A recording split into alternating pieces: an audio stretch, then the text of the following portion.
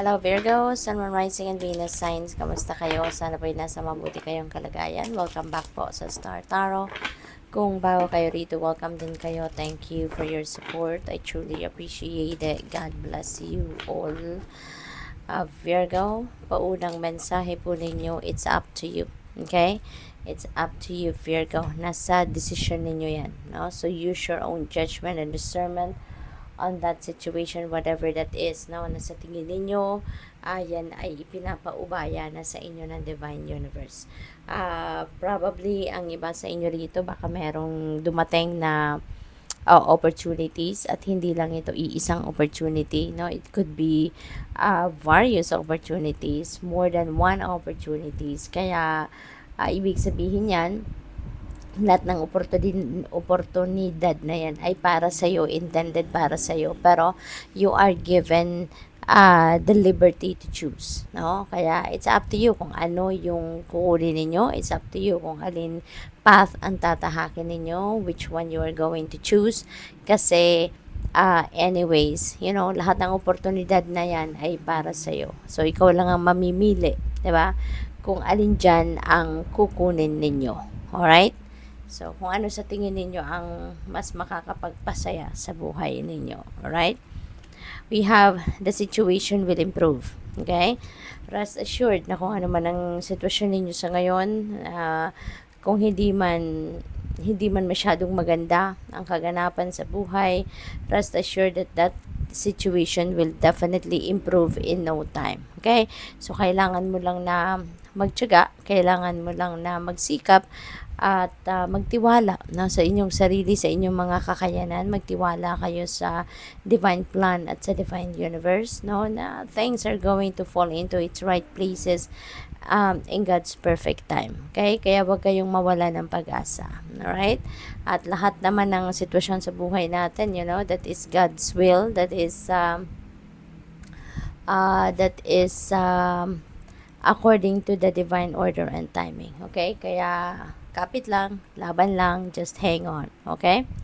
So, what else? We have recovery. Kaya yan. So, maaari, no, na yung magkakaroon kayo ng recovery is maaaring physical ailments ito, na kung meron man kayong pinagdadaanan mga physical discomfort, so maaring magkakaroon na din kayo or makakaranas na rin kayo na recovery from that.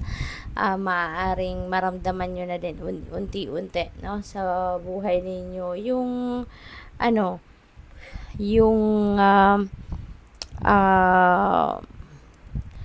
yung pagbalik ng inyong physical strength at ng inyong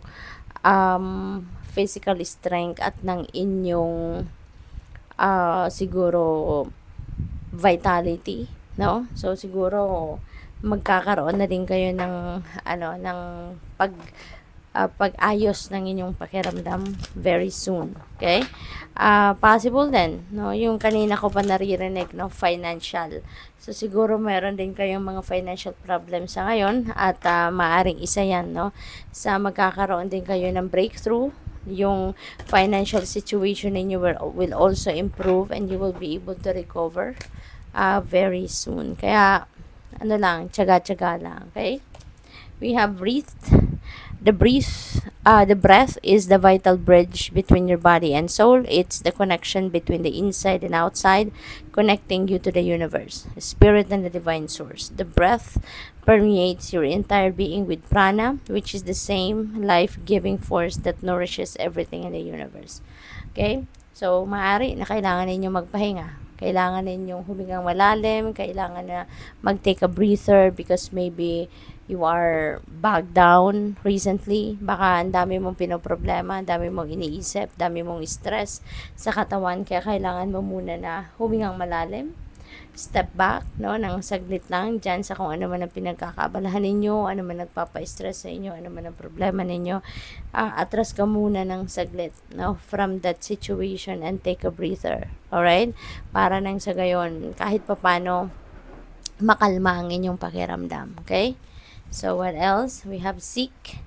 The power of spirit exists in all things. Everything is made of energy, and every single thing in your physical world contains a fragment of spirit, including you. We are all one with the spirit and always will be connected to one another. Okay? So, maaari naghahanap kayo, no? Or, kumbaga parang hinahanap siguro ninyo dito yung inyong sarili. Okay? Sometimes, dahil sa sobrang kabisihan natin, sa sobrang dami ng iniisip natin, sa sobrang dami ng inaasikaso natin, sometimes, parang napapagod na tayo at hindi na tayo nagkakaroon ng time para huminga man lang, 'di ba? Kaya maybe this is what you really need right now, no? Yung take a breather, pahinga ka, atras ka muna sa kung anong pinagkakaabalahan mo at hanapin mo ang inyong sarili. Okay? Kasi sometimes sasabi natin, parang teka lang, parang hindi ko nakilala ang sarili ko sa sobrang kabisihan ko, sa sobrang trabaho, sa sobrang daming inaalala ninyo. 'Di ba? So maybe you are seeking for your own spirit. 'Di ba?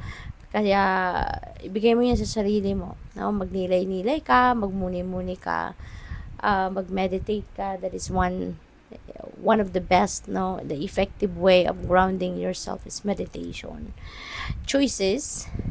When you accept responsibility for your life and the choices you make, you begin to tap into the power of your own spirit.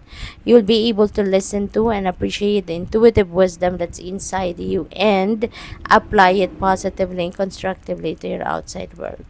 Ayan. So, siguro, meron mga various choices, no? Various options dito na nasa inyong harapan, Virgo. No? So, make a good choice, no? At para siguro na makapamili ka talaga na kung ano ang best para sa iyo.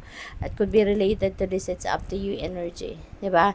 Listen to your heart, listen to your soul, listen to your intuition kasi ito yung gagabay sa inyo towards the right choice. Okay? Para hindi kayo magkamali, wala kayong pagsisihan in the end. So, good luck. Thank you for watching Love and Light. Namaste.